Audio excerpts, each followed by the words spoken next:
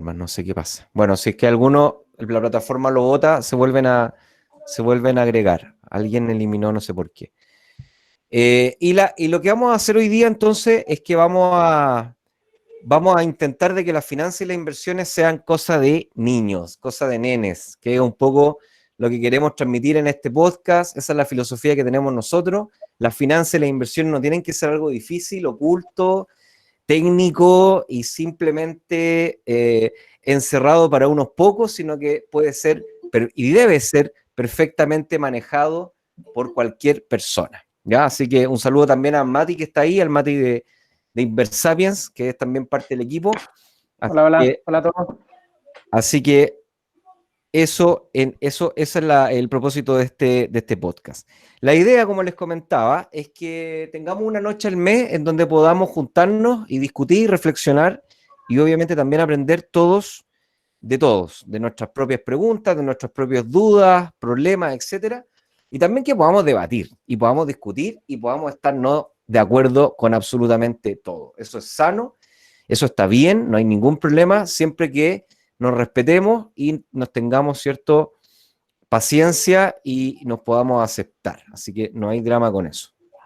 Bueno, hoy día estamos viviendo probablemente uno de los debates más críticos después de todas las decisiones durante pandemia o durante COVID, ¿cierto? Todo el debate técnico que hubo de que si nos confinábamos, que si no nos confinábamos, que si hacíamos cuarentena local, cuarentena regional, etcétera, etcétera, etcétera, etcétera. Aparecieron muchos expertos en epidemias, en contagios, aparecieron otros que creían ser expertos y todos tenían una palabra y una opinión. Al fin y al cabo estaba en juego la vida de las personas, así que no era menor el tema que se estaba debatiendo. Bueno, pero ese tema quedó un poco empañado. Si ustedes ahora ven la televisión, van a ver que están todo el día transmitiendo hoy día la Cámara de Diputados, la próxima semana seguramente va a ser la Cámara del Senado, en donde hay una discusión muy álgida respecto a una reforma constitucional. Una más de muchas reformas constitucionales que ha tenido el sistema de pensiones acá en Chile. ¿Ya? Este no es el sistema, de hecho, se parece muy poco al sistema que se creó en el año 80. Después de todas estas modificaciones que se han hecho, el sistema ha cambiado bastante de lo que se aprobó. Y hoy día lo que se quiere cambiar es dar la posibilidad de retirar parcialmente los fondos en caso de crisis. Tiene un nombre técnico, en caso de, qué sé yo, le dicen como estado de emergencia, creo que es. Y bueno, con el argumento de que la plata es de los dueños del dinero, de los dueños de los fondos, y de esa forma ellos pueden echarle mano a los fondos hoy día que tenían un objetivo de ahorro previsional. Ese es el contexto que estamos viviendo. Y lo que ha ocurrido es que el debate, por supuesto, ha sido extraordinariamente político y social, lo cual está bien, pero casi cero desde la perspectiva técnica. Y ese es el aporte que vamos nosotros a hacer hoy día. En este debate vamos a centrarnos en lo que yo me especializo, que es la gestión delegada de cartera. Ese es una como micro área del mundo de las inversiones que se dedica a gestionar el patrimonio de terceras personas. O sea, hoy día les voy a explicar qué es lo que hace un portfolio manager, qué es lo que hace la AFP con el dinero. Con el único ánimo de que ustedes se den cuenta y juzguen por ustedes mismos qué cosas están bien y qué cosas no están tan bien con el sistema de la AFP. ¿Ya? ¿Por qué primero la primera pregunta es ¿por qué un sistema de pensiones? Porque uno podría decir, bueno, ¿y es necesario tener un sistema de pensiones? ¿Viviríamos mejor sin esto? Así quizás discutimos menos, peleamos menos, somos más felices, etcétera. Y la verdad es que todo país, toda sociedad necesita un sistema de pensiones. Nosotros tenemos un sistema particular, peculiar, único en el mundo, como varias cosas, pero todos tienen un sistema de pensiones y todos tienen estos problemas y estos debates. No es un debate ajeno a la agenda social de todos los países del mundo. Todos los países tienen problemas de cobertura social, todos los países tienen problemas con las masas de habitantes, es decir, muchos habitantes que necesitan sus pensiones y pocos habitantes que son capaces de generar dinero y productividad en la economía.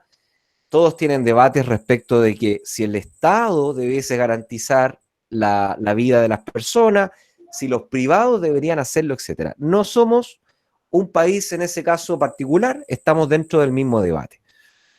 ¿Y por qué necesitamos esto? No se ve tan bien, pero se las explico. No encontré una foto mejor, pero lo que hay acá es el ciclo de vida de las personas, ¿ya? Las personas estamos cercadas, hay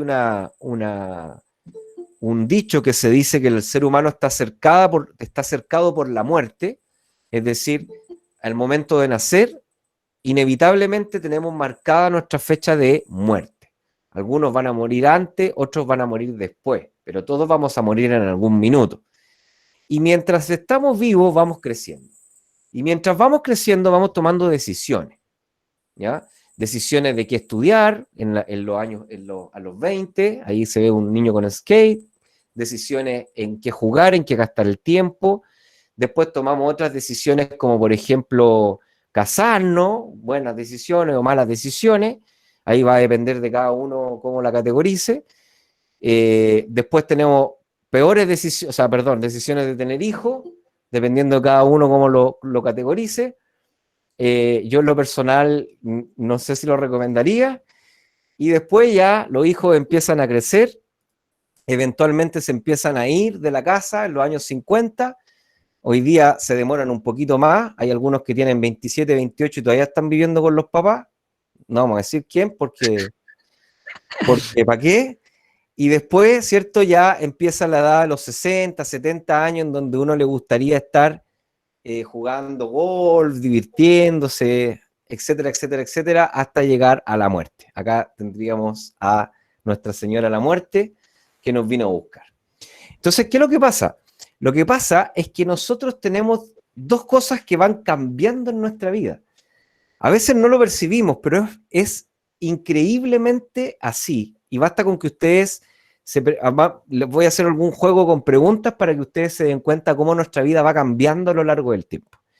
¿Qué es lo que cambia a lo largo de nuestro tiempo? Cambian nuestras necesidades de gasto y cambian nuestros ingresos. ¿Y cómo cambian? Bueno, siguen una curva muy parecida a esta, ¿ya? Es decir, cuando no tenemos nada, cuando somos muy pequeños no tenemos nada de ingreso, tenemos muy poco ingreso o nada de ingreso. Después de los 20 años, 30 años comienza a aumentar nuestro ingreso hasta llegar a su máximo, que puede ser entre los 50 y los 60, y después empieza levemente a declinar el ingreso. Estamos hablando de curvas en promedio, ya no es la casuística, por supuesto que siempre se sabe que el promedio no existe, es simplemente una agrupación de todas las casuísticas que pueden existir. Pero resulta que nuestros gastos en realidad se comportan más como una línea recta, se comportan un poquito más constantes. Es decir, a temprana edad tenemos cierta necesidad de gastos, tenemos que vivir en alguna parte, tenemos que alimentarnos, tenemos que tener educación, tenemos etcétera, etcétera, etcétera. Tenemos necesidades que cubrir. Eso hace que en la primera parte de la vida el ingreso esté por bajo el gasto. O sea, haya como un diferencial negativo. ¿Quién cubre ese diferencial negativo? Bueno, la familia, ¿ya? Típicamente la sociedad esperaría que la familia se hiciera cargo de todas las personas que no son capaces de generar ingresos porque son menores de edad. En ese caso están los derechos, ¿cierto?, del niño, los derechos humanos, los derechos del niño, garantizar que un niño no tenga que trabajar para poder solventar sus necesidades, y después ya de los 18 años, técnicamente la gente debería comenzar a trabajar para sostener sus ingresos. Pero ahí la familia dice, bueno, no trabajes todavía, sigue entrenándote, sigue perfeccionándote para que puedas tener un mejor pasaje. Pero técnicamente en la sociedad esa persona debería estar trabajando. Después de eso, me voy a ir al otro extremo, al extremo de acá, de los 70, 80 años. Acá también tenemos un gasto que es relativamente similar a los gastos que teníamos cuando teníamos menos de 20.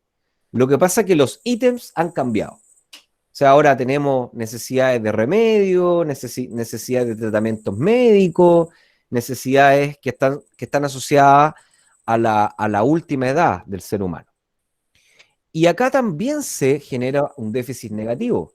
¿Por qué se genera un déficit negativo? Bueno, porque necesito dinero, porque tengo gastos, tengo necesidades humanas, pero no tengo la capacidad física o incluso intelectual o incluso de salud para poder generar ingresos por mi propia cuenta. Y se genera un diferencial negativo. ¿Se fijan? Entonces, este diferencial negativo es lo que un sistema de pensiones intenta cubrir. ¿Cómo lo va a cubrir? Acá, en el middle age, entre los 20, entre los 30 y los 60, 65 años, en esta parte del medio de la curva, uno esperaría que nuestros gastos estuvieran por bajo de este pico de ingresos en nuestra edad adulta. Y lo que se espera entonces es que esta fracción positiva nosotros la podamos movilizar, la podamos llevar al futuro para poder ir a cubrir las necesidades que vamos a tener en edad de adulto mayor. Y eso es un sistema de pensiones. Y hay muchos sistemas, hay sistemas que se basan en impuestos, o sea, durante los 30, 40, 50, 60 y 70 años pagamos impuestos para que con esos impuestos el Estado pueda mantener y solventar a las personas que están en esta curva invertida después de los 60, 70 años en su periodo de jubilación. Y después está el otro extremo, que ahí está Chile, ¿cierto? En donde hay una responsabilidad individual. O sea, cada uno es responsable de juntar su dinero entre la etapa de adulto para poder tener el dinero suficiente en la etapa de vejez. Así se coincidió en los años 80, pero después se han hecho varias modificaciones y una de las dos modificaciones importantes que hoy día el sistema ya no es 100% responsabilidad de la persona. Primero porque hay un pilar solidario, o sea, el sistema tiene una cantidad de recursos para entregarle a las personas que no pudieron juntar la cantidad de tiempo, la cantidad de dinero que necesitaban para su jubilación, y hoy día también incluso las empresas y el empleador también participan en esta capitalización.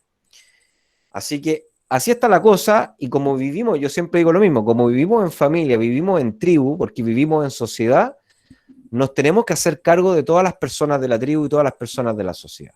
No podemos elegir con quién hacernos cargo y con quién no. Así que también nos tenemos que hacer cargo de los niños, de los jóvenes y también de los adultos mayores y también de los adultos y todas las personas que vivimos en esta sociedad, porque ese es el gran acuerdo de vivir en sociedad. Es decir, oye, yo soy parte de esta sociedad, voy a ayudar y voy a hacer mi mejor esfuerzo en esta sociedad y voy a ayudar a la persona que se necesite ayudar para que todos vivamos en paz, en armonía y podamos desarrollar nuestros propios objetivos personales.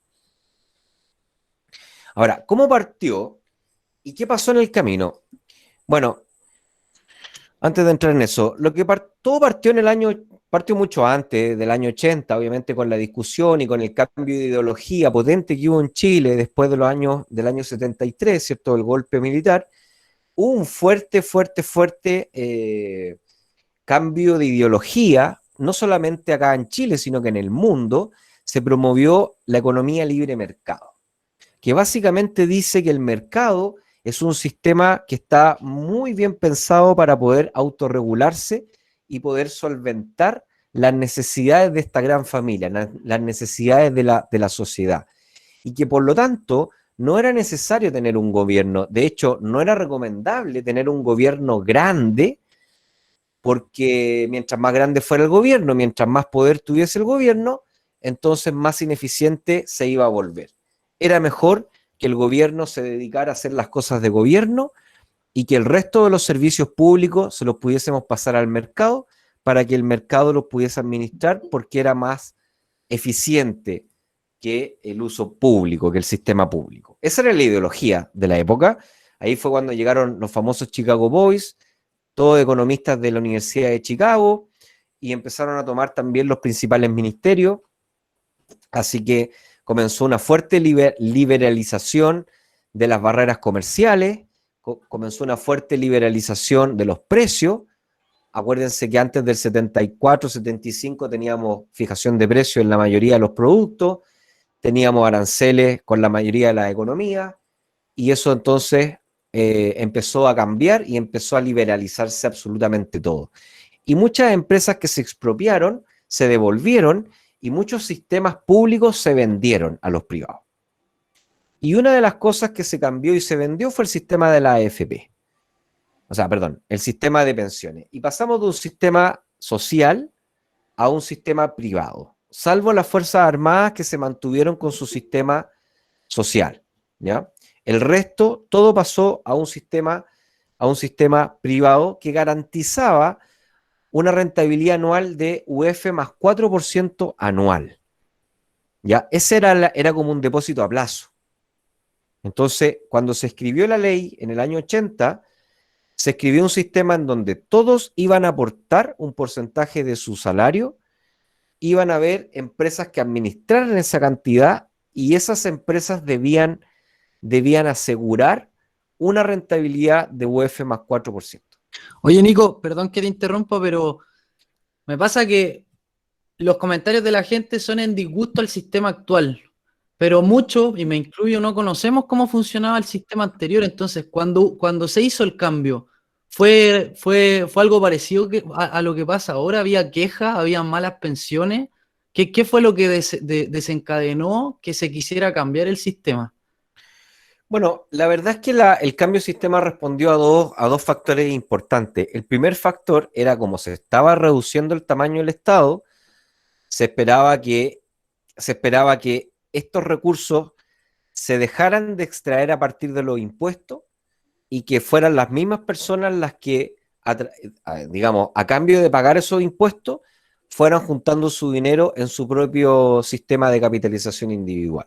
¿Ya? Y además, obviamente, habían siempre problemas de ineficiencia, problemas de probidad pública y problemas en donde, o sea, había mucho debate respecto de que si el sistema que estaba a cargo del Estado iba en algún minuto a poder solventar las necesidades que tenía el Nuevo Chile y el crecimiento que estaba teniendo el Nuevo Chile. Ya. Entonces, pero yo te diría que hubo un cambio más de ideología que motivó a muchos cambios. Perfecto. También está el sector de la salud y el sector de la educación. También se motivó por ese cambio de la ideología, más que porque un sistema estuviese en el suelo, ¿ya? O sea, no fue porque, mira, el sistema de pensiones que tenía Chile en el año 73, 74 estaba en el suelo. No, no estaba en el suelo, pero sí hubo un cambio de ideología importante en el país y eso motivó a hacer muchos cambios y dentro de eso aparecieron las AFP. Bueno, el caso es que después este sistema se fue parchando, ¿ya? Se fue parchando progresivamente, se fue parchando y se fueron haciendo cambios que la gente no se percató porque todavía muchos no se jubilaban. Entonces, como muchos no se jubilaban, nadie salía reclamando que resulta que se jubiló y recibía un décimo o la mitad o menos de la mitad del sueldo con el cual terminó trabajando. Y como no había una persona quejándose detrás, se empezaron a hacer varias modificaciones medio a la espalda de la mayoría de la gente, y estas modificaciones claramente siempre fueron favoreciendo la estabilidad del sistema desde la perspectiva de la estabilidad de las empresas que administraban las pensiones. Entonces fueron modificaciones del tipo que ya no respondían por las pérdidas, modificaciones del tipo que tenían que ¿cómo se llama? Podían cobrar mayores comisiones, modificaciones del tipo que cada vez era más complicado cambiarse de AFP, modificaciones del tipo que no podía entrar ninguna AFP más a competir, etc. Y después de eso, cuando ya por eso yo digo que hay tres etapas en este sistema. Está la etapa de la AFP, bien pensada, que no era un mal proyecto. Después está la etapa de los cambios negros, que se realizaron durante el año 85 hasta el año 90, digamos 2000, probablemente 2002, 2000, 2005, 2006, en donde todavía no habían pensionados que se quejaran de este problema. Y después están los cambios, digamos, mejor pensados, que fueron todos los que se han hecho del año 2010 en adelante, pero que no han sido cambios suficientes, ¿ya? Y con eso no quiero decir que el sistema es bueno, simplemente estoy diciendo lo que pasó, la historia de todo lo que ha pasado con el sistema, y lo vamos a ver en detalle. Vamos a ver en detalle la parte más técnica que hay detrás. Entonces podemos ver 3 periodos: la etapa del proyecto, el proyecto en papel, después los cambios que se hicieron favoreciendo la estabilidad de la empresa, porque probablemente hubo mucho lobby, porque probablemente hubo mucho financiamiento de la política, porque Claro. probablemente hubo mucha relación entre empresarios, entre directores de las AFP y entre políticos, pertenecen a la misma familia. Muchos políticos han sido políticos y después han sido directores de AFP. Entonces hay un pequeño grupo que en el fondo siempre ha estado moviéndose dentro de este sistema, y ese pequeño grupo empezó a hacer algunos cambios en el sistema sin que nadie se percatase y sin que nadie pudiese salir a la calle, ¿cierto?, a protestar con la violencia que hemos visto desde el octubre o desde antes con el movimiento de las normas AFP. Bueno, ¿qué está fuera del debate? Bueno, lo que está fuera del debate y lo que quiero centrar hoy día en este debate, sin perjuicio de que podemos después igual comentar entre todos las dudas que tienen o las opiniones que tienen, es que lo que está fuera del debate es la parte técnica de la AFP.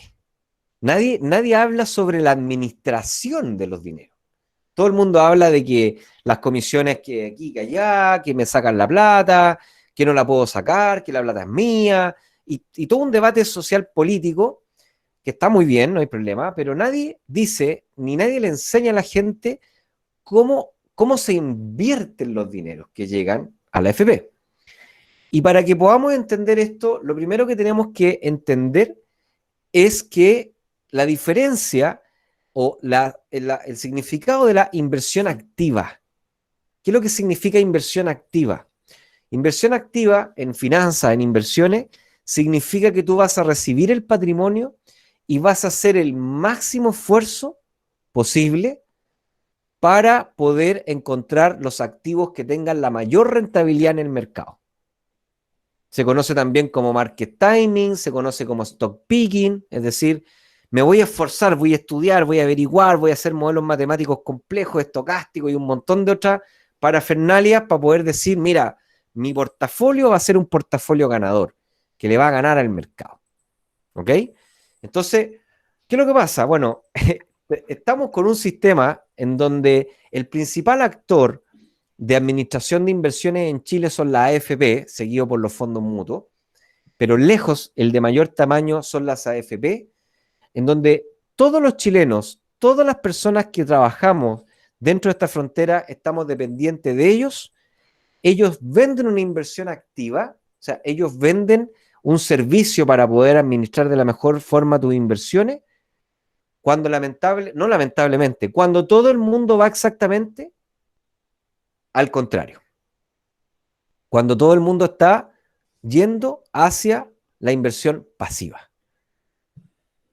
Entonces les voy a explicar con un poco, digamos, equivoquen con el inglés, no es necesario, simplemente les quiero mostrar esta figura y voy a aprovechar aquí, siempre innovando aquí, tenemos este es, vamos a copiar acá en el chat,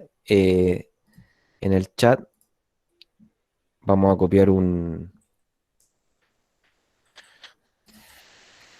si lo quieren bajar acá, les dejo el link para que puedan bajar el paper, para que se vayan entreteniendo mientras yo voy explicando de qué se trata. Mira, hay una investigación muy famosa que está publicada en el Journal of Economics and Business y que viene también de la investigación de Berg y Green del 2004, que demuestran con un estudio que se hizo en los fondos mutuos, no en los AFP, en los fondos mutuos de Estados Unidos, ya, no de Chile.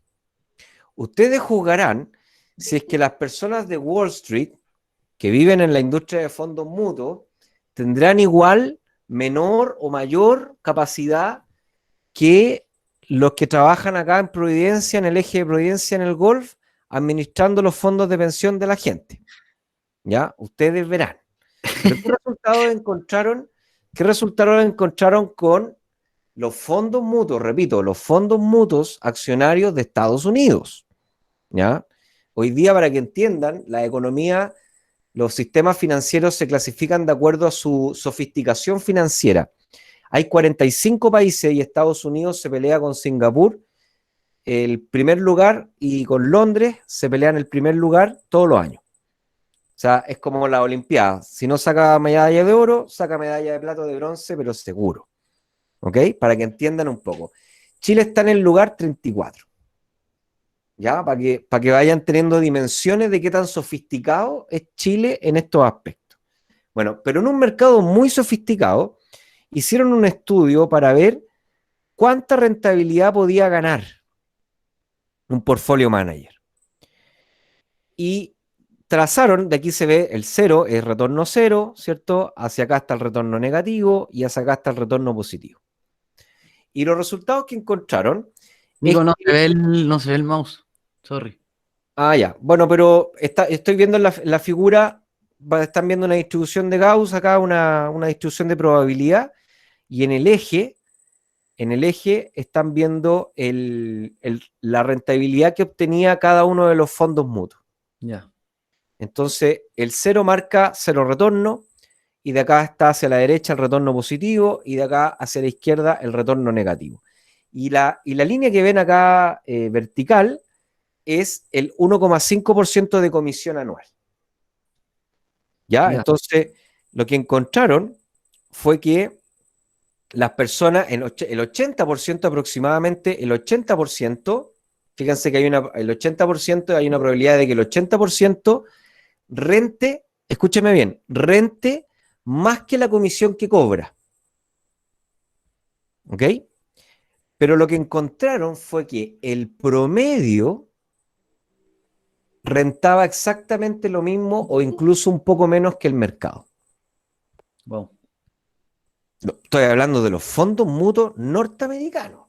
Wall Street, la economía el mercado financiero más desarrollado del mundo. ¿Ya?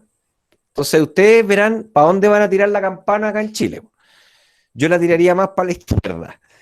O El sea, otro problema. Nico, podríamos decir que si graficáramos ahí si graficar, no sé qué te pasó que se proyectó a una pantalla. A ver, Nico, espérate. Dale. Ahí sí. ahí sí. Si graficáramos el retorno como línea vertical, el retorno de la bolsa norteamericana, accionario, estaría más a la derecha que a la izquierda. Sí, Estaría, claro. estaría más tirado a la derecha porque significaría que pocos fondos de administración de fondos mutuos le pudieron ganar al retorno del mercado. Exactamente. Ya. Exactamente. Y lo otro, y la segunda evidencia que es todavía más triste, para que entendamos bien este tema, es que aun cuando existen, si ustedes se fijan, hay algunos que tienen rentabilidades sobre 10, sobre 20, sobre 30, lo ven, los que están más a la derecha. Existen. El problema es que no es persistente. ¿Qué significa? Bueno, significa que efectivamente un año lo hicieron muy bien y ganaron más que lo que ganó el promedio del mercado, pero está también demostrado que no es posible permanecer en esa victoria por más de 3 años consecutivos. Entonces, Nico, para apoyarte, pero la probabilidad de ganarle al mercado es muy baja. La probabilidad de, además de ganarle, hacerlo sostenidamente es menor aún. Exacto. Fíjense que no, lamentablemente no se ve mi mouse, pero está justo en la cola en la cola derecha. Fíjense que ahí la probabilidad es muy chiquitita, que es muy pequeña, pero sin embargo, esa probabilidad el fondo no siempre cae en el mismo lugar, Claro. sino que van cambiando los fondos. Hay años en donde los fondos, esto es como los campeonatos de fútbol, pero no los de Italia, que todos los años la gana la Juve, sino que como una liga competitiva, en donde no sabemos quién va a ganar el campeonato. Creemos que hay mayores probabilidades que otros, pero no sabemos quién va a ganar el campeonato. Entonces, claro, alguien me podría decir, oye, pero yo mi fondo mutuo gané plata, gané más que el IPSA. sí, eso te puede pasar, pero eso es suerte, eso no es finanza, eso es suerte. Tuviste suerte, ¿ya? Bueno, ahí les dejo el paper igual para que ustedes lo vean, ¿ya? Y no se dejen influenciar tampoco simplemente por lo que yo les veo. Miren acá, esta sí que es triste, ¿ah? Después estos queridos autores siguieron cateteando a la industria de fondos mutuos de Estados Unidos y descubrieron algo que se llama el fenómeno de la sobrevivencia. Es como el sesgo de la sobrevivencia. Y les explico la trampita que tienen acá mis amigos de los fondos mutuos. Mis amigos de los fondos mutuos, les voy a dejar acá el paper también en el chat para que lo puedan revisar. ¿Qué es lo que pasa? Que todo lo que yo les dije en realidad está sesgado. O sea, todo lo que yo les mostré hace poco, la buena noticia, entre comillas, de que había un 80% de fondos que rentaba más que la comisión que cobraba, en realidad estaba sesgado. ¿Y por qué está sesgado? Bueno, porque solamente quiero que miren este gráfico, quiero que miren la línea, no las barras, sino que la línea. En la línea que ven acá, la línea que ustedes ven acá, ven la cantidad de fondos mutuos que permanecen vivos por más de 5, 10, 15 y 20 años. Fíjense que los fondos mutuos, a diferencia de lo que ustedes creen, son verdaderos como seres vivientes que nacen y mueren. Pero la distribución siempre está apelotonada en los primeros años de vida. ¿Por qué? Bueno, porque la industria lo que hace es que abre fondos mutuos y lo que hace es que los empieza a eliminar, los empieza a cerrar cuando empiezan a tener malos rendimientos. Entonces, de esa forma, hacen que los valores promedios de la administradora sean efectivamente muy positivos. Entonces, ahí es cuando nosotros vemos en las noticias que vemos que el premio Salmón, que el premio a la mejor AFP, que el premio al mejor fondo mutuo, que el premio de los premios. Claro, lo que pasa es que ellos lo que hacen es que abren 20 fondos. Y como abren 20 fondos, probabilísticamente siempre van a haber 8 fondos que le van a ganar al mercado. Entonces, rápidamente lo que hacemos es que matamos los fondos que le perdieron al mercado y eso hace entonces que el promedio de la administradora siempre esté por sobre el promedio del mercado. Y de esa forma muestran habilidad. ¿Ok? Así que así está la cosa con mis amigos administradores de inversiones. Otro problema relevante que también no está tan... Bueno, entonces, conclusión de esta reflexión. No hay capacidad, créanme chicos, no hay capacidad para ganar el mercado. ¿Ya? Es probablemente lo más triste que a uno le toca enseñar como profesor de finanzas e inversiones, porque siempre los alumnos llegan muy, muy entusiasmados de que van a aprender un modelo matemático hiper, hiper extraordinario, en donde van a meter 3 números en el Excel y van a ser millonarios. Pero no es así. No existe capacidad para ganarle al mercado. Y así está la cosa, ¿ya? Ya se los demostré con la industria de fondos mutuos de Norteamérica, ¿ya? Así que ustedes me podrán decir, sí, pues, profe, pero es que no son datos nacionales. Bueno, pero es que yo ocupé un sesgo que juega a mi favor, porque le mostré que el mejor del mundo no lo puede hacer. Entonces la probabilidad que lo haga el país número 34 en desarrollo financiero es francamente imposible de hacer. Así que lamentablemente mis amigos de la AFP o están perdiendo el tiempo tratando de predecir y de buscar algo que no existe, como la alquimia, tratando de buscar la fórmula para convertir las cosas en oro, o están haciendo creer a la sociedad que lo pueden hacer. Y como la sociedad no está formada y no está educada, cree que pasándole el dinero a estos fondos mutuos, que son, a estas AFP, que son profesionales, sus dineros están a buen recaudo. Y la verdad es que estarían en el mismo buen recaudo si es que una persona estuviese tomando decisiones en forma pasiva. Bueno, el tema está en que si es que tuviésemos un sistema pasivo, entonces las comisiones que ellos cobran serían muchísimo más bajos. Y la situación es exactamente al contrario. Tenemos altísimas comisiones, ya les voy a mostrar las comisiones, y tenemos muy poco valor. ¿Qué es lo que tenemos? Acá están las comisiones del sistema. Para los que no están tan familiarizados con esto, en realidad a ti te sacan un 10% más la comisión de tu AFP, que puede variar. En este caso esta es la de Habitat, la que tengo acá, más te sacan un 2% por tu seguro de invalidez y de sobrevida, ¿ya? Y este es financiado por el empleador. Entonces, en realidad, a ti te sacan solamente el 10% más esta comisión que hay acá. Si se fijan en la tabla que hay abajo, las comisiones pueden cambiar muchísimo, ¿ya? Tenemos, dentro de las más baratas, tenemos uno, que es una FP nueva, modelo, que es la FP dentro de la FP más nueva, la más barata, y después le sigue Plan Vital. Son como las tres más baratas. Y después tenemos las tres más caras, como Provida, Cuprum y Capital, que son las más caras y que además son las que acumulan la mayor cantidad de fondos en el sistema. Curioso, la gente sigue creyendo en la misma trampa. ¿Cuál es la trampa? Bueno, ya les dije, no hay capacidad para ganarle al mercado. Por lo tanto, aunque una AFP se esforzara todo lo que se pudiese esforzar, no va a poder obtener más rentabilidad que lo que puede obtener el mercado. Pero sumado a eso, la AFP, otro cambio que se le hizo a la AFP fue que, si bien es cierto, ellas ya no respondían por las pérdidas, o sea, se cambió, yo les dije, UF más 4%, y después se modificó ese artículo a un artículo que dijera, bueno, las pérdidas del mercado son ocasionadas por el mercado y esas pérdidas son directamente recibidas por la persona que no, por la persona que tiene los fondos, ¿vale?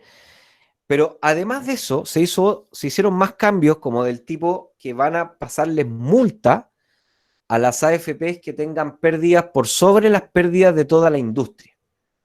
Entonces, si es que la industria de la AFP pierde y la mía pierde más, entonces va a recibir multa. Y eso entonces puso los incentivos para que todos, absolutamente todos, se copien. ¿Ya? ¿Qué es lo que significa se copien? Bueno, llegan a su oficina, apretan un botón, sale la cartera, sale el portafolio de todas las AFP y sale el portafolio de la industria de la AFP, y lo que hace cada una de estas AFP es tomar decisiones marginales a ese portafolio. Ya, no sé, pues si es que tenemos un 1% en LATAM, entonces yo voy a tener un 0,96% en LATAM. Y yo voy a tener un 1,1% en LATAM. Decisiones en ese mismo margen. Pero son todos exactamente el mismo portafolio. Sin embargo, fíjense que las decisiones pueden llegar fácil a ser, las comisiones pueden llegar a ser el doble. ¿Qué significa este 1,27%? Significa que tú le vas a tener que pagar a tu AFP todos los meses un 1,27% de tu sueldo bruto. Y si eso lo empiezan a sumar, pueden llegar a cifras que superan los 500.000 pesos, los 600.000 pesos, los 700.000 pesos en los casos de la renta alta al mes. O sea, perdón, al año. Entonces, claro, podría decir, bueno, ya, pero lo que pasa es que esta AFP tienen mi dinero, entonces lo tienen que administrar, tienen que cuidar mi patrimonio. Error, la verdad es que no hay posibilidad ni capacidad para poder ganarle al mercado, así que en realidad no tienen una capacidad suficientemente alta como para poder hacerlo. Entonces, lo que uno debería esperar es que las comisiones fueran muchísimo más bajas y no esta brutalidad de comisiones que hay acá, ¿ya? Así que eso. Además de eso, la tercera crítica que yo hago, o sea, que van hacen inversión activa cuando no se puede hacer inversión activa. Además de eso, son carísimas, comisiones altísimas. Porque por último, en un fondo mutuo tú decís, oye, pero es que lo que pasa es que los fondos mutuos tienen que pelear por los inversionistas. Tienen que salir a convencer, tienen que tener vendedores, asesores financieros, tienen que dejar las patas en la calle, literalmente, para ganarse un cliente para el fondo mutuo. Entonces tenéis que tener comisiones altas porque tenéis que tener esta cuestión, tenéis que ganarte en la parte comercial. Pero la AFP los clientes los tienen absolutamente capturados. Los clientes, la AFP, lo único que tienen que hacer es combatir o competir entre ellas, pero al final es un mercado completamente capturado y asegurado para cada una de las AFP. Y más encima, las cuotas también están aseguradas porque obviamente que si es que no hay más AFP, no hay más compañías de AFP, es porque efectivamente las cuotas de mercado no permiten tener más operadores dentro del mismo mercado. O sea, hay que asegurar el pastel para todas. Bueno, además de todo eso, el sistema financiero que tenemos está siendo subeficiente. ¿Qué significa que sea subeficiente? Bueno, tenemos un vehículo que son las AFP, que tiene el dinero de todo el país y que en suma termina siendo el vehículo de inversión delegada más grande que tiene Chile. Y resulta que la gran mayoría y el gran porcentaje es invertido ya sea en mercado financiero y en mercado financiero internacional. O sea, ¿qué significa? Que todos nuestros fondos, que todo nuestro ahorro, que todo nuestro capital como sociedad está siendo invertida en empresas internacionales. O sea, nosotros estamos siendo inversionistas de otras empresas de otros países para que esas empresas de otros países generen desarrollo y prosperidad económica en otros países. Entonces, otros modelos que son más eficientes consideran que los fondos de pensión del país se deben invertir en desarrollo de sectores estratégicos para el país. Y no es raro ver que en otros países estos fondos de pensión van a financiar carreteras, van a financiar desarrollo de infraestructura, desarrollo de industria y proyectos de importancia a nivel país. Entonces, quizá nosotros, si hubiésemos tenido mejores técnicos y mejores políticos en el gobierno del Lago, en vez de venderle la carretera a los privados, venderle la autopista a los privados, podríamos haber financiado esas autopistas con el dinero de la AFP. Y de esa forma hoy día estaríamos pagando TAC, estaríamos probablemente igual de enojados, pero por lo menos sabríamos que la cuota de TAC que estamos pagando al menos está sirviendo para capitalizar nuestro dinero para el futuro. Y así tenemos distintos proyectos que no han podido ponerse en marcha porque no tenemos la suficiente cantidad de dinero como sociedad. ¿Por qué no? Porque tenemos el dinero puesto en países y en otros sectores. ¿Qué se ha tratado de hacer? Bueno, se ha tratado de hacer y de cambiar un poco la ley y dándoles más posibilidad a la AFP para que puedan invertir en proyectos inmobiliarios. Y se ha abierto un 10% de posibilidad para que, o sea, digamos que el 10% del capital administrado se pueda invertir en proyectos inmobiliarios. ¿Ya? Y ahí hay un avance, pero deberíamos claramente tener porcentajes mucho mayores para que las AFP pudieran, en vez de invertir en el mercado financiero, pudiesen desarrollar proyectos de inversión en el país.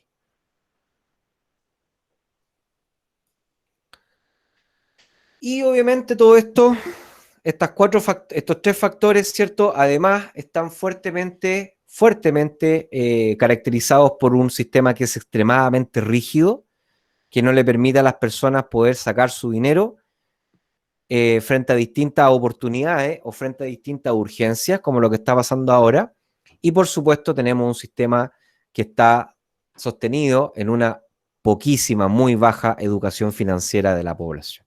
Chile salió uno de los países, del peor país de la prueba PISA de conocimiento financiero del mundo. Así que es un es un caldo de cultivo ideal para poder engañar a las personas.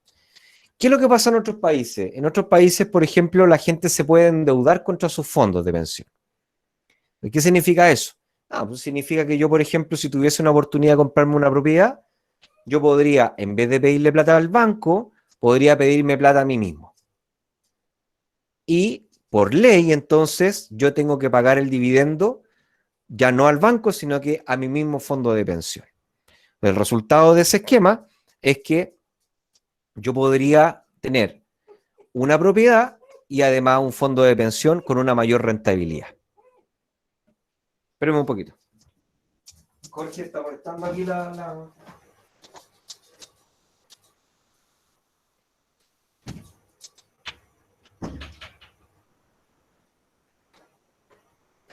Ya, perdón, la perrita estaba molestando. ¿Se fijan? Entonces, de esa forma, si tuviésemos más educación financiera, entonces podríamos tener un sistema más flexible que nos permitiera a los inversionistas poder tomar decisiones con nuestro propio fondo de pensión y no necesariamente tener que recurrir siempre al banco. Bueno, ¿qué generaría el 10% de retiro? Que es otra pregunta que también harta gente se hace. Porque hay harto política del terror, hay harta cosa que no se sabe qué va a pasar, etcétera, etcétera, etcétera. Bueno, yo creo que lo que puede generar este retiro del 10%, evidentemente que va a generar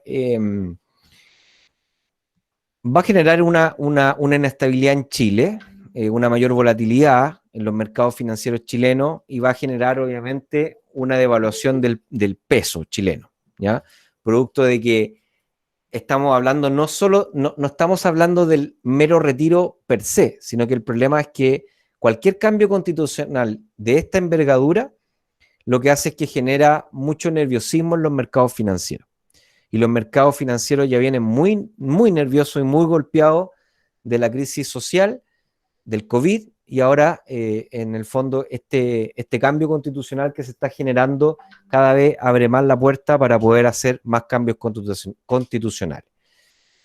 Creo además que, bueno, la persona que lo retira lo puede retirar, o sea, si se aprueba obviamente se puede retirar, no hay problema, pero tiene que entender de que al pedir su retiro va a obligar a la AFP que venda los productos financieros donde su dinero está invertido a un precio más bajo, producto de que, ya les dije, la mayor cantidad de dinero está invertido en los mercados internacionales y además está invertido en mercados internacionales en activos que tienen poca volatilidad.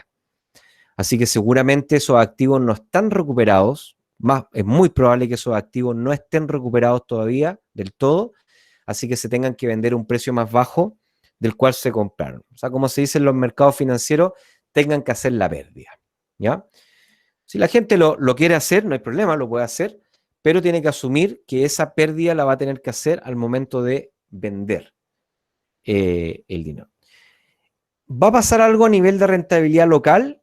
Más allá de la volatilidad, no debería pasar nada a nivel local, más allá de aumentar la volatilidad, producto de un tema político, social. No creo que impacte, el 10% no creo que se venda acá en el mercado nacional, porque es muy poco líquido el mercado nacional, entonces tendrían que pagar un descuento muy grande para poder vender los fondos, así que no lo van a vender acá, pero sí los van a vender afuera. Pero eso va a generar más que nada inestabilidad política, ¿ya? Y a mediano plazo a Chile le puede traer problemas, desde luego, porque estas inestabilidades institucionales y políticas también hacen que aumente el riesgo país. ¿Qué significa que aumente el riesgo país? Bueno, significa entonces que a Chile, al gobierno de Chile, le prestan una tasa de interés más alta. Y si a Chile le prestan una tasa de interés más alta, entonces le cuesta más obtener deuda y por lo tanto financiar todos los planes de gobierno, los planes de gasto fiscal, perdón, que está articulando ahora para la clase media y todos los que van a venir seguramente para el término de este año y para por lo menos los primeros 2 trimestres del próximo año que vamos a estar en recesión económica. Entonces también eso podría complicar un poquito el gasto público, ¿ya? A nivel país. ¿Qué hacer como inversionista? Bueno, aquí hay varias reflexiones. Lo primero, y muchos me han dicho, oiga, profesor o Nico, ¿no me conviene retirar esto e invertirlo por mi lado? Y la respuesta es, bueno, sí, podrías hacerlo, siempre y cuando le puedas sacar mayor rentabilidad al dinero y sobre todo siempre y cuando no te lo gastes. Porque si vamos a sacarlo con la idea de invertirlo y a las 2 semanas vamos a estar convenciéndonos, autoconvenciéndonos de que deberíamos sacarle un cachito a la plata así como para darnos un gustito, para salir de la pandemia, porque lo pasamos tan mal, nos merecemos este premio, y así entre cachito y cachito terminamos sacando el pastel completo, entonces no es recomendable que lo saque, ¿ya? Absténgase, si no es ordenado, si no es disciplinado, absténgase a sacar el dinero, ahí les puse el paper, absténgase a sacar el dinero porque seguramente se lo va a terminar gastando, ¿ya? Ahora, si que usted es ordenado y lo quiere invertir, está bueno invertirlo, lo podría hacer de hecho pagando menos comisiones y ahí es donde nosotros queremos promover el tema del ETF. Creemos que si es que las personas pudiesen educarse y formarse y entrenarse, entonces podrían tomar mejores decisiones respecto de su dinero e invertir igual como lo hace, o igual o obtener los mismos resultados que obtiene el promedio del mercado, que es invirtiendo en ETF. ¿Qué evidencia hay respecto a la educación? Y por eso les pongo este gráfico que salió acá en el Brookings Paper Economics Activity. Es un paper que habla de cómo afecta la educación en las decisiones financieras de la población. Entonces, miren, primero los invito a ver el gráfico que está en la parte inferior hacia la derecha. Fíjense que la línea azul son todos los que tienen menos de 12 años de escolaridad. En la línea punteada verde son todos los que tienen 12 años de escolaridad. Lo que se ve en rojo en puntos es todo lo que tiene entre 12 y 16 años de escolaridad. Y lo que está en negro son más de 16 años de escolaridad. Entonces está demostrado, fíjense acá, en todos los gráficos, el eje horizontal es la edad de la persona. 30, 40 años, 50 años, 60 años, 70, 80 años, ¿ya? Y lo que está en el eje vertical es la medida de cada uno de los gráficos. Entonces, fíjense cómo las diferencias de la educación marcan diferencias sustantivas en el desempeño financiero a las personas. Por ejemplo, en el primer gráfico, en el que está arriba hacia la izquierda, las personas que tienen más educación tienen más de 3 o 4 veces por participación en los mercados financieros. O sea, ya sea porque lo administran con administradores de pensiones o con administradores de fondos mutuos, o ya sea porque ellos mismos compran e invierten su dinero, fíjense la participación que llegan a tener en los años, entre los 60 y 70 años, 80 años, tienen una participación cercana al 100%. O sea, casi el 100% de esa población participa en el mercado financiero. Miren cómo esta curva cae a niveles dramáticos, a menos del 20% de las personas que tienen menos escolaridad participan de este mercado. Y así en todas, fíjense por ejemplo el stock share, estos son los que compran acciones, fíjense que los que tienen mayor educación participan en comprar acciones, y esa participación comienza a aumentar entre los 30, 40 y 50 años, y después comienza a disminuir a partir de los 50, 60, 70 y 80 años. Pero fíjense cómo este comportamiento se mantiene igual, pero es varias veces más bajo en el caso de los que tienen menos educación. Fíjense lo que pasa con la riqueza y con el ingreso. Ingreso y riqueza, wealth and income. Fíjense cómo las curvas se empiezan a separar, parten muy, no muy, pero al menos muy cerca una con otra, entre los 30 y 40 años, pero la diferencia comienza a ser abismal. ¿Por qué empieza a ser abismal? Por el aporte del mercado financiero. O sea, dado que las personas que tienen más educación entre los 50, 60, 70 y 80 años participan más del mercado financiero, fíjense que a medida que van perdiendo su capacidad de generar ingresos, su riqueza sigue aumentando, pero aumenta en forma exponencial en el caso de la celda de las líneas en puntos negros, producto de su buen desempeño y su participación en los mercados financieros. O sea, los mercados financieros están para ayudarnos acá. Los mercados financieros son una tremenda herramienta. El tema es que tenemos que estar educados para hacerlo, tenemos que estar entrenados para hacerlo. Y claro, podemos debatir, podemos estar de acuerdo o no de acuerdo de la AFP y de los cambios neoliberales o los cambios hacia el proteccionismo. Y está bien, el debate es sano. Pero después del debate tenemos que entender de que tenemos nosotros una responsabilidad con nosotros mismos. Y bueno, ¿qué les digo a ustedes que están un día feriado conectados a las 9 de la noche aprendiendo de finanzas y de inversiones? Obviamente que a ustedes no les puedo decir nada porque esto es como el cura que va a misa, o sea, el cura que reta a las personas que van a misa por los que no van. Pero al menos ustedes tienen conciencia. Pero ¿qué pasa con el resto? El resto se queda en el debate. ¿Y qué va a hacer? Si es que el sistema, no va a haber ningún sistema posible que solucione el problema si es que las personas no somos capaces de hacernos cargo de nuestras propias decisiones. Si no nos formamos, si no nos educamos, si no estudiamos, si no entendemos cómo funcionan las cosas, entonces da igual que exista FP, da igual que el gobierno nos pague las pensiones, da igual que sea a través de impuestos, da igual que sea como sea, da igual que saques el 10%, da igual que saques más o menos. Al final, tu pensión no va a estar garantizada solo por este sistema. Tú tienes que hacer algo marginal a esto. Y la forma de hacerlo marginal a esto, al menos lo que nosotros creemos en Inversapiens, es decir, oye, ok, yo cumplo, pago mi pensión, capitalizo, yo ya sé que ya, bueno, no es mucho lo que van a hacer, pero al menos cumplo, pero después de eso, yo sigo haciendo esfuerzos para poder tener un capital propio, el cual pueda ser administrado por mí. Por eso siempre les decimos, no le pasen el dinero a nadie. No le pasen el dinero al fondo mutuo. No le pasen el dinero a nadie. Administrenlo ustedes. Y administrenlo, obviamente, hay que saber, hay que hacer algunos estudios, pero tampoco es un gran sacrificio. ¿Ya? Y aquí hay varios que se están entrenando, que se entrenaron con nosotros y nos pueden decir, profesor, es verdad, no es tanto el sacrificio, simplemente tiene que ver con un tema de orden y de hábito y poder estar bien enterado y bien conectado con lo que está pasando con los mercados. Ya, eso. No sé si, Carlos, hay algunas preguntas, opiniones.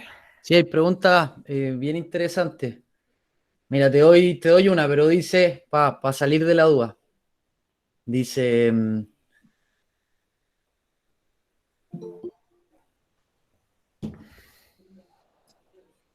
pero el know-how de las AFP que llevan años liderando los rankings no cuentan, los rankings de rentabilidad. Y después otra, entonces da lo mismo la AFP, la decisión pasa por la comisión. Bueno, sí, efectivamente la decisión pasa por la comisión. Si pueden cambiarse a la AFP o se quieren cambiar de AFP, cámbiense a la que encuentren la comisión más baja. Eso es lo primero que se puede hacer. ¿Ya?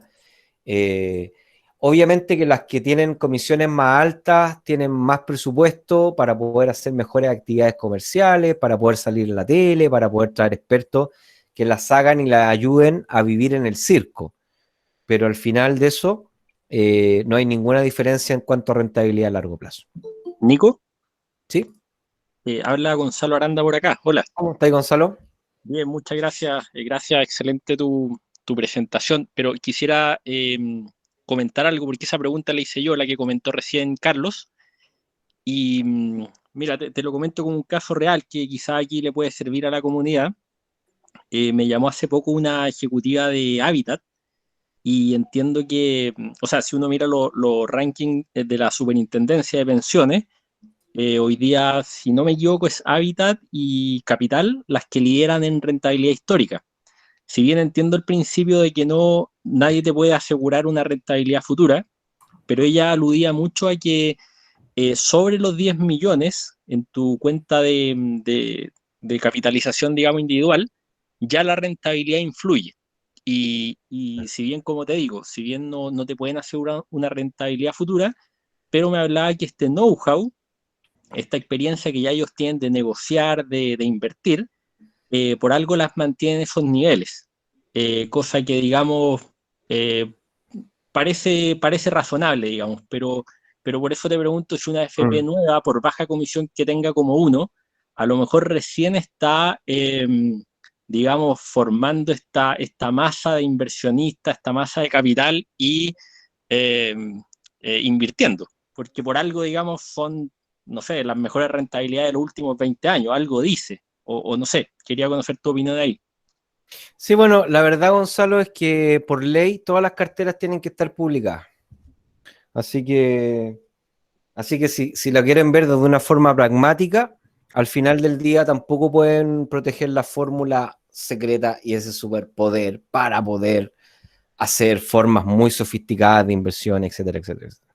La verdad es que no, la verdad es que es una industria commodity. Es Ya una tú dices industria que, commodity. entonces, comisión básicamente del tema.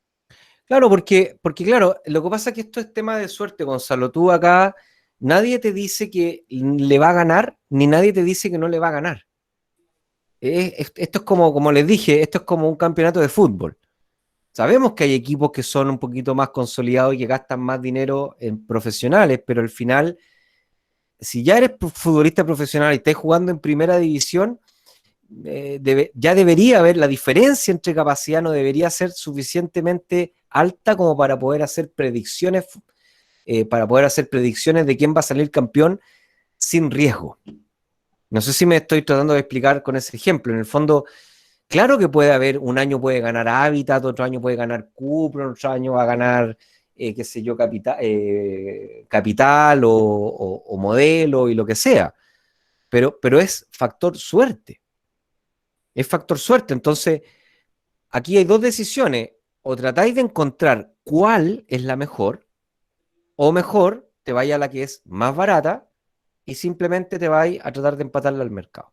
Sí, Nico, agregando un poco a la pregunta de Gonzalo, yo igual he visto las rentabilidades históricas de la FP y puede ser que algunas tengan mayor rentabilidad histórica que otras, pero la diferencia no es tan grande como para que te cobren el doble de comisión. Eso primero. Y segundo, es un poco la idea que dice el Nico, o sea, la rentabilidad histórica de la FP no te asegura que mañana les vaya a ir igual. Así que, bueno, ojalá te pueda ayudar a responder la duda. Sí, claro, gracias Nico, gracias Carlos. Hola, ¿puedo hacer una consulta? ¿Sí, obvio? Hola, buenas noches, Michael por acá. Hola, Michael. Antes que todo, muy bueno el podcast, felicitaciones porque es un debate en un ambiente bastante grato, ameno, que se puede opinar tranquilo. Y respecto a lo que estaba comentando recién, me parece que era Gonzalo, y bajo lo que tú dijiste, Nicolás, respecto a esto de los equipos de fútbol de primera división.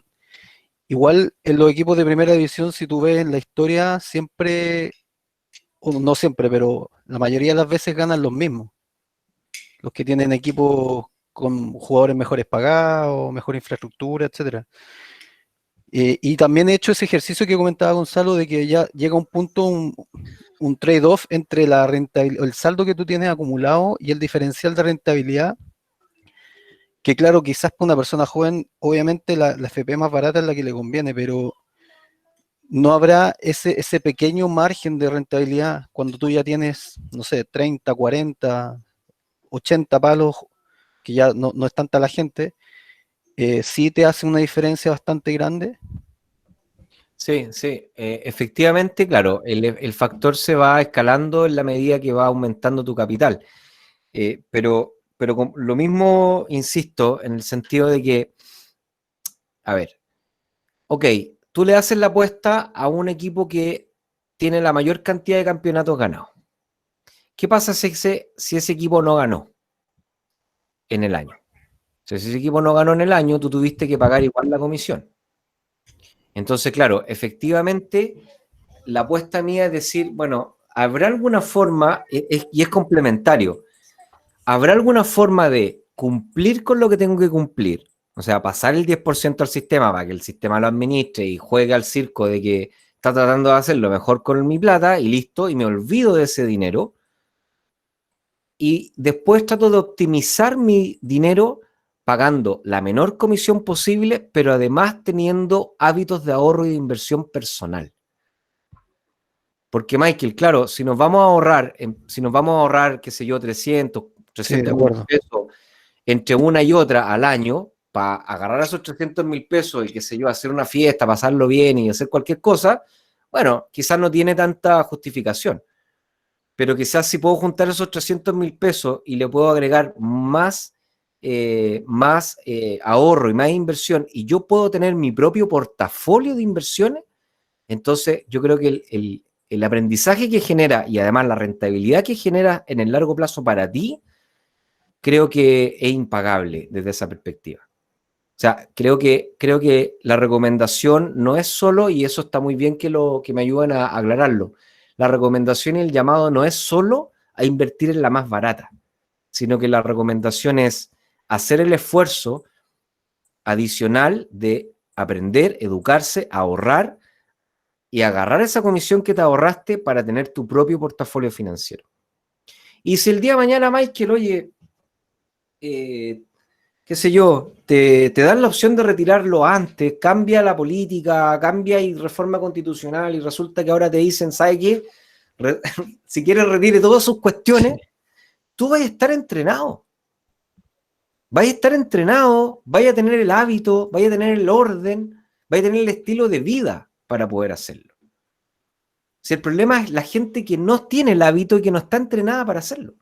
¿Qué va a hacer con ese 10%? Claro, va a pagar sus deudas, yo sé, va a salir de este momento difícil, yo también sé. No quiero ser irrespetuoso con esas personas que realmente lo necesitan. No me quiero meter en ese plano. Pero también quiero saber qué va a hacer la persona que nunca ha ahorrado, que nunca ha invertido y que probablemente va a agarrar esa plata y se la va a gastar. Nico, ¿Sí? en ese sentido, siguiendo esa línea y agradeciendo también, como dice Michael, esta oportunidad del debate respetuoso y ameno, digamos, un sistema de reparto podría llevar a que la gente no tenga el incentivo de educarse financieramente, porque ya no es tuyo.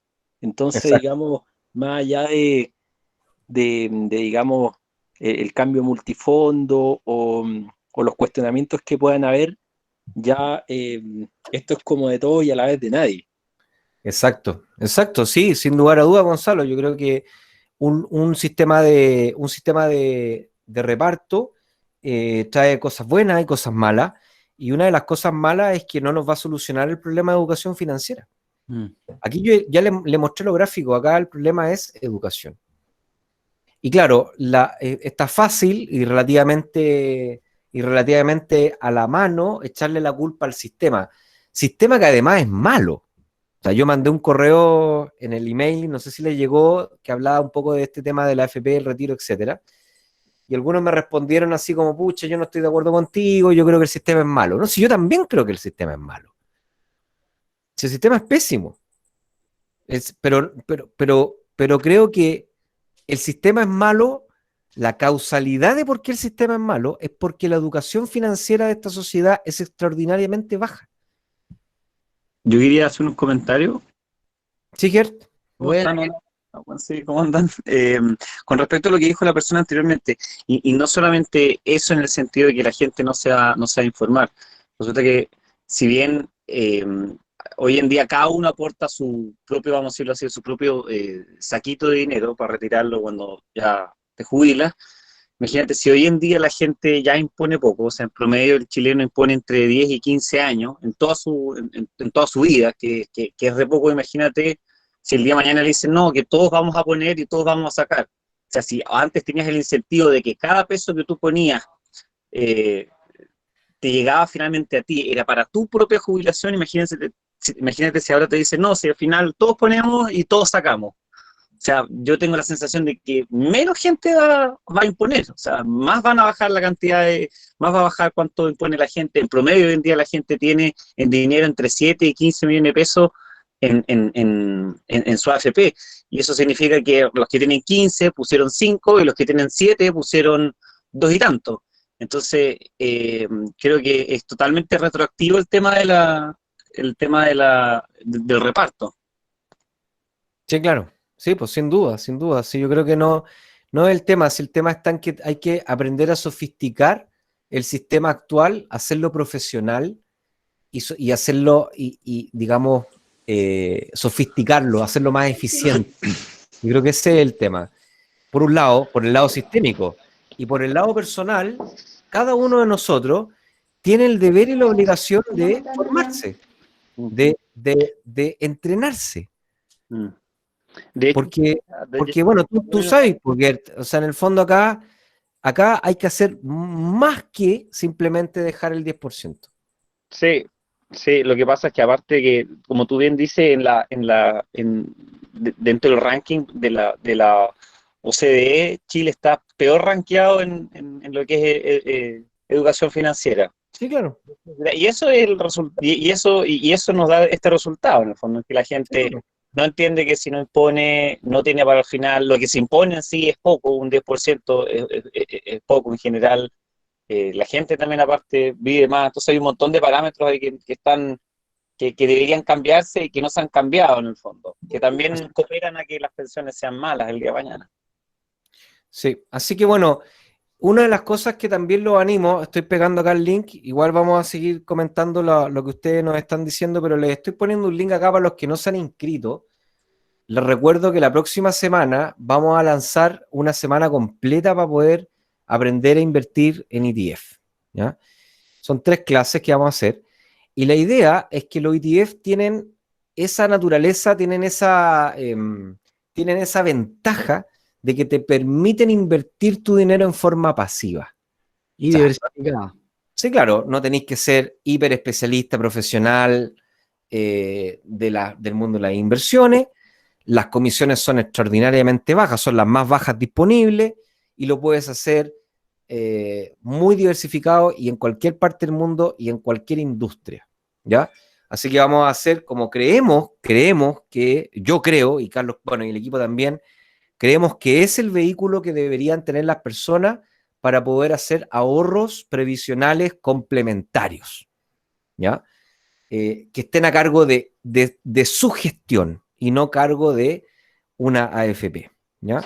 Mendra pregunta, me imagino que con respecto a los ETF, ¿cuánto es lo que se gana y cuánto es la comisión? Bueno, depende, Almendra, porque ETF hay de todo. Hay ETF accionarios de empresas norteamericanas o de una industria como la de la aerolínea o de bonos corporativos. Entonces, ¿cuánto se gana? Depende de tu perfil de riesgo y a qué instrumentos querís apostar o invertir, según tu análisis. Y las comisiones, como hablaba Nico, las comisiones son caras cuando la administración es activa, es decir, los administradores de fondos necesitan más computadores, más profesionales, con más grado académico, con oficinas en el golf. Eso es más caro y por eso la comisión es más alta. En los ETF la administración es pasiva. Se pone el fondo, por decirlo a veo, se revisa el fondo una vez al año y no necesita gente que lo esté monitoreando ni cambiando las inversiones. Por lo tanto, la comisión es mucho más baja que un fondo de administración. Hablo como un fondo mutuo. Ya, o sea, espero por ahí responder tu pregunta y asociado a lo que dice el Nico, la otra semana mandamos el link ahí, comenzamos una serie de 3 clases sin costo con esta misma dinámica para que se puedan inscribir y entender de mejor manera lo que son los ETF. ¿Ya? Sí, exacto. De hecho, bueno, aquí hay más preguntas. Que Jaime quiere... Jaime, sí, por supuesto, Jaime. Tienes que activar tu micrófono, espérate, yo te lo activo. Micrófono desactivado. Ah, disculpa. Ahí Ahí sí. sí. Dale, Ya, Jaime. disculpa. Oye, te voy a proponer una hipótesis, quiero saber tu opinión del tema. Dale. A ver, en el mundo las tendencias son a sistemas mixtos, entre reparto y, de hecho, los países de la OECD básicamente tienen sistema de reparto y el sistema de capitalización individual que tenemos nosotros es complementario para mejorar las pensiones. Estoy de acuerdo contigo en el tema de la educación, yo creo que es un tema de fondo, digamos. Sin educación no mejora la productividad y si no mejora la productividad no mejoran los ingresos, por lo tanto tienes menos recursos para disponer a tu jubilación. Mi preocupación hoy día es lo siguiente. Los sistemas, independientemente de que sean de reparto o sistemas de capitalización, se basan en contratos fijos. Entonces, en la medida, hoy día la tendencia de los mercados laborales va hacia la informalidad. Sí. Por lo tanto, vaya a cotizar menos. Si cotizáis menos, Más laguna además. por supuesto, si hoy día la tendencia es Sí, la claro. uberización, además que hoy día con el tema de la revolución 4.0, que ya partió, y acá está en pañales, digamos, lo más probable es que la pirámide social se transforme en un rectángulo, por llamarlo de alguna manera. Entonces va a tener un grupo que va a ser más rico y un grupo que va a ser más pobre. La clase media, el mando medio va a ser sacrificado en el proceso. Entonces, la pregunta es, ¿para dónde va esto? O sea, ¿cómo cubrimos? Porque cuando estamos pensando en un sistema de reparto, cuando estamos hoy día repartiendo el 10%, lo que estamos haciendo es cargando un montón de gente que va a quedar sin fondos necesarios al sistema público. Ese sistema público hay que pagarlo con parte del PIB. Sí. Ese PIB significa sacrificar inversión, por lo tanto sacrificar crecimiento. Sí. ¿Ya? Entonces, la pregunta es, ¿cómo nos preparamos hoy día, más que yo como persona, cómo es el proceso desde el punto de vista país, para mejorar? Porque lo que finalmente, si tú mejoras la economía, logra el bienestar de todos. Pero para mejorar la economía hoy día necesitas un sistema de educación que no existe, que no está preparado para enfrentar la revolución 4.0, que ya empezó. La pandemia lo que hizo fue acelerar el proceso. Después de esto, en un mes más, 2 meses más o 3 meses más, cuando se levantan las pandemias, la pregunta es, ¿cuántas empresas van a volver a contratar a las mismas personas que tenían? ¿Cuántas empresas van a volver a los mismos locales físicos que tenían? Si ya se dieron cuenta que no necesitan hacerlo. Hoy día tú tenías el contrato 0 horas, tenías el contrato solamente para los servicios que necesitas, disminuiste la estructura de costo de las empresas que sobrevivan a la pandemia, entonces la precarización del mercado laboral va a ser fuerte. Sí. ¿Cómo solucionamos el problema? Mira, a ver, o sea, extraordinario, Jaime. Me parece que el diagnóstico que hiciste, Jaime, es realmente muy, muy bueno. Estoy de acuerdo contigo en todo lo que dijiste. Y la verdad es que aquí no hay una solución. Yo creo que hay varias cosas que hay que empezar a avanzar. Me parece que una sí o sí tiene que ver con la educación financiera. Tú sabes, Jaime, que cuando tú preguntas en Chile, tú haces, y estos son datos chilenos del 2017, que se aplicó el test PISA de finanzas. La PISA de 2012 incluye preguntas financieras. Exacto, no, y después se aplicó el 2017 el PISA chileno, el PISA fue un financiero. desastre. ¿Sabes que solamente el 15% de las personas sabían operar una tasa de interés, una tasa de rentabilidad? Es que el tema es más preocupante todavía, porque, mira, la educación por la educación no tiene sentido. Entonces la pregunta es, ¿para qué sirve la educación en Chile cuando no tienes definido un proyecto país? La educación es una herramienta para lograr algo. ¿Qué logramos hoy día con la educación? Sí, por eso te digo, entonces hoy día yo creo que es fundamental y es urgente que la gente se eduque. Claro, tú podés decir desde la perspectiva centralizada, mira, tenemos que educar a la gente. Ya, sí, tenemos que educar a la gente. Yo soy más liberal, entonces yo creo que la gente tiene que educarse, tiene que buscar, tiene que formarse. Y bueno, y lo que estamos haciendo acá es eso, o sea, el proyecto que nosotros armamos con Carlos, con Mati, con Nico, es colaborar modestamente a poder ayudar a las personas a que puedan aprender, a que puedan entender y a que puedan tomar mejores decisiones. Y ojalá que el día de mañana muchos Inversapiens también empiezan a aparecer y a aflorar por todas partes del mundo y de habla hispana para que haya cada vez más información, más material y más aprendizaje. Pero definitivamente necesitamos más educación, y educación con sentido, por cierto. Educación para que la gente entienda cómo tiene que gestionar su dinero. Ahora, o sea, el tema de la educación financiera no existe. Si parte del problema, hoy día no el problema es la educación el ahorro no existe en el país. por eso. La gente está endeudada, no está ahorrando. Jaime, asociado a lo que tú decís, siempre lo comentamos con Nico, pero yo soy ingeniero civil industrial del Adolfo.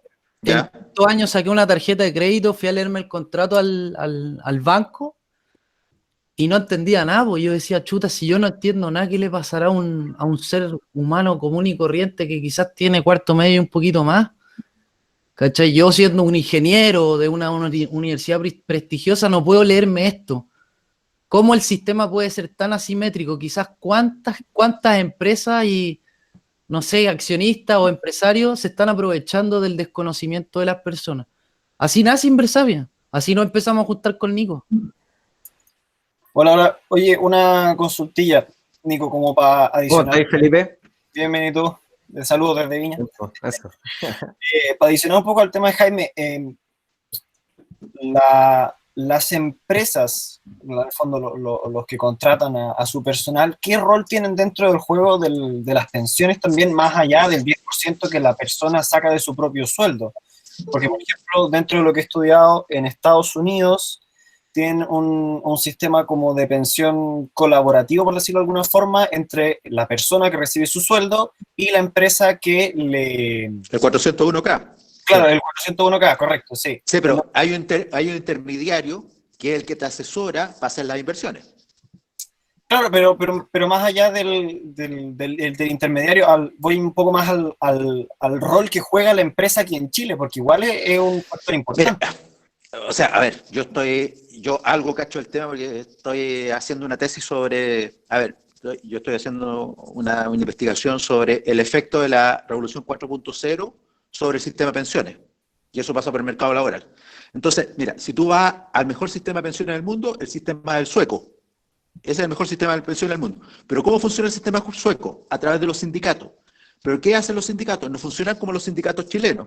El sindicato sueco lo que hace es, primero, procura el pleno empleo. Y segundo, cuando hay empresas que no están funcionando, las cierra. Reconvierte las personas y las invierte en las empresas que son rentables.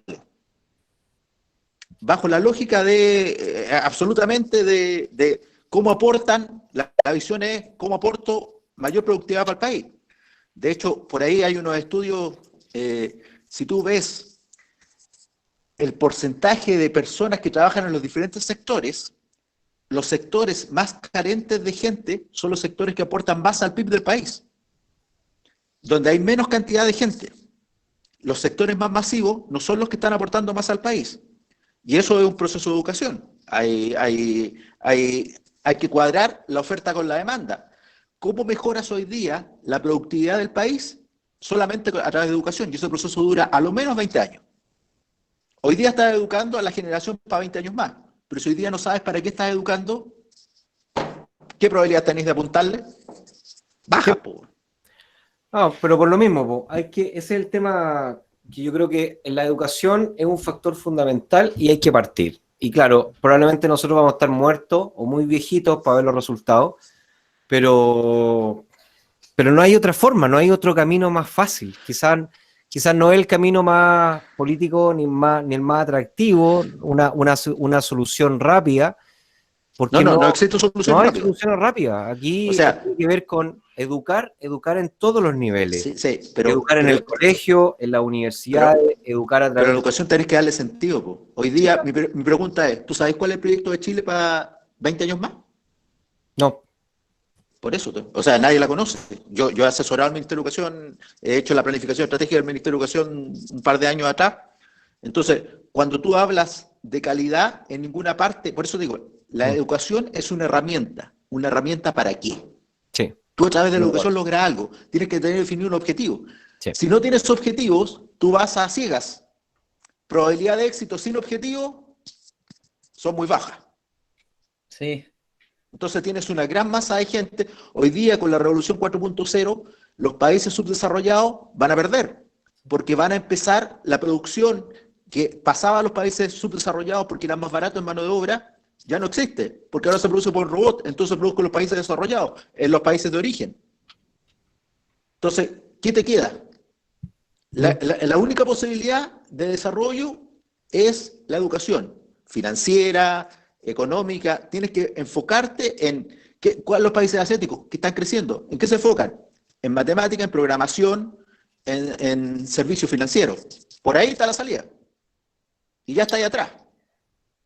Así es, y es verdad, o sea, nosotros, de hecho, Jaime, en el entrenamiento que tenemos de libertad financiera, la primera clase que hacemos es de propósito y de sentido. O sea, no sacamos nada con educar a la gente si es que la gente no sabe para qué se va a educar y para qué le va a servir, y por qué es importante que sepa. Y por eso estamos acá en este noche y en el podcast. Nosotros siempre tratamos como de enseñar educación financiera, y nuestro propósito es ayudar a las personas a que mejoren su relación con el dinero para que puedan alcanzar sus objetivos personales. Y yo creo que la educación financiera tiene que ser así, tiene que ser los colegios, en las universidades, en la familia, en la mesa, en el podcast. El dinero es un medio. Sí, Y eso pues, Absolutamente. Es irracional que una persona que salga de cuarto medio, que aún no se ha metido al mercado laboral, independiente que siga una carrera universitaria o no, no conozca cómo funciona el sistema AFP. Si va a participar, su jubilación en 20 años más depende de eso. Pero la persona tiene que entender cómo funciona el sistema. Y todos deberían entender. exacto, Jaime, y nosotros un poco lo que hacemos y a lo que los estamos invitando un poco es que, a pesar de que el problema es súper macro y depende de los agentes políticos que hayan en la actualidad y en el futuro, nosotros también como individuos tenemos un rol súper importante en nuestros círculos de influencia.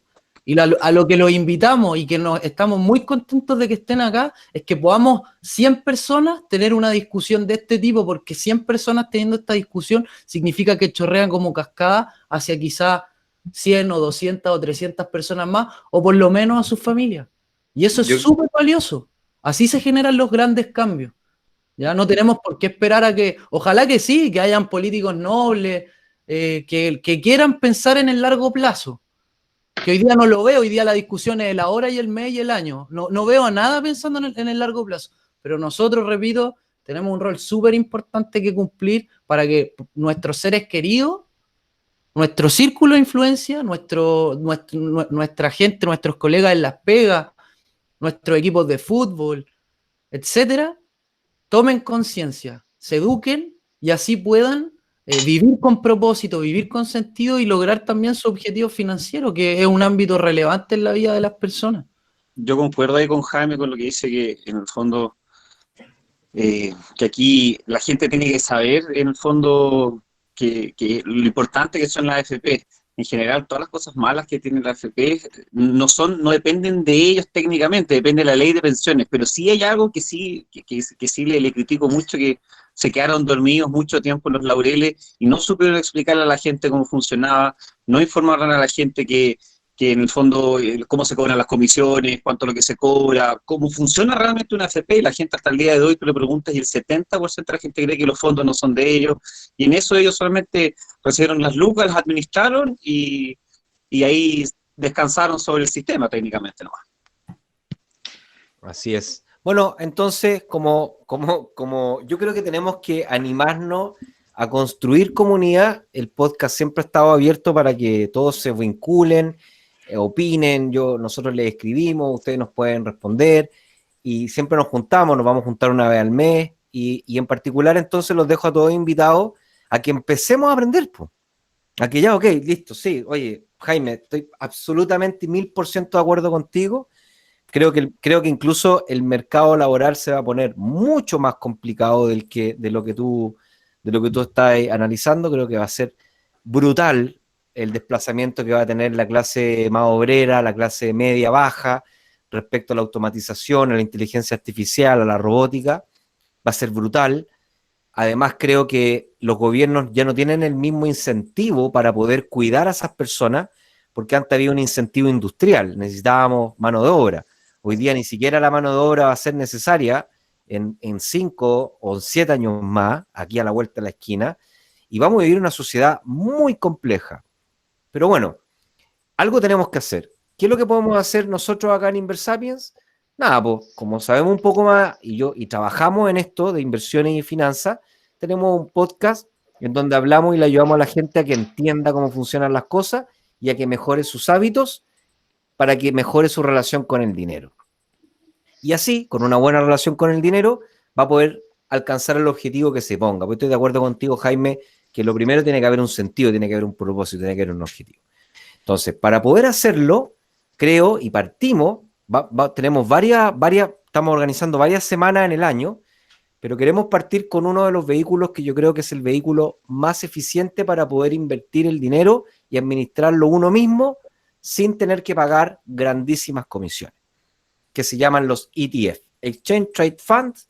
Están en el podcast, son la tendencia internacional, está todo migrando a la administración a través de administración de inversiones a través de ETF. Es la tendencia mundial, no es una maravilla ni algo que se nos ocurrió a nosotros, que somos súper hiper innovadores, no, sino que simplemente nos dimos cuenta que la industria lo esconde porque es un instrumento que es muy eficiente y de muy bajo costo. Y eso va a ser y va a terminar destruyendo la industria de los fondos mutuos en poco tiempo en el mundo, y también va a empezar a pasar acá en Chile en forma inevitable. Hay otras empresas que te venden el servicio de administración de ETF, sí, y están buenas, no hay problema. Nosotros no administramos el dinero de nadie, ¿ya? Porque no nos gustan los conflictos de interés. Así que vamos a hacer 3 clases la próxima semana, en donde vamos a hablar, ahí les dejé el link, para que se metan, para que vean los videos, para que vean de qué se trata, los temas, y vamos a estar entonces haciendo esta jornada muy parecida a esta, de 1 hora y media, quizás 2 horas, en donde vamos a abordar de 0 a 100 todo lo que se necesita para poder invertir en ETF. Así que dejarlo a todos súper invitados a que den el paso, a que digan, ok, hay que hacerlo, tengo que hacerme cargo de mi propio dinero, de mi propia relación con el dinero, porque si no, ya lo ven, el sistema de AFP no da abasto, ni creo que va a dar al ancho, y creo que, como dice Jaime, además esto se va a poner más complicado todavía con los grandes cambios que va a haber en el mercado laboral. Así que ahí está Almendra, está en la página que te ponemos ahí, está el formulario de registro, y ahí está, digamos, los horarios, los días, está todo ahí. Sí, está también la opción para poder agendar en Google Calendar. Está para agendar, tenemos un grupo también de WhatsApp, que en donde se pueden meter ahí y también opinar, preguntar, debatir, etcétera.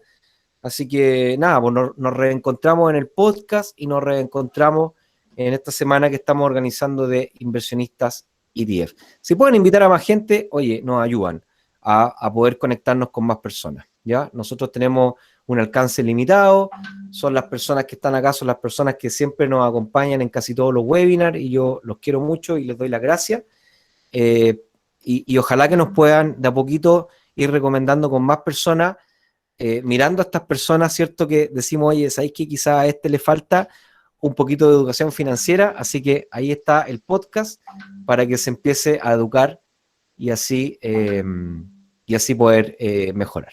¿Ya? Sí, vamos a ver también el Eat Now del IPSA. Así que eso y varios más. Así que eso. Dale. Que tengan una bonita noche. Muchas gracias por estar acá. Chao. Muchas gracias a todos por sus comentarios. Gracias y por venir. nos vemos entonces en la semana. Chao. Chao, chao. Chao. Gracias. Chao, gracias. Chao, gracias. Gracias. Chao, muchas gracias. Muy, muy bueno. Chao, buenas noches, muchas gracias.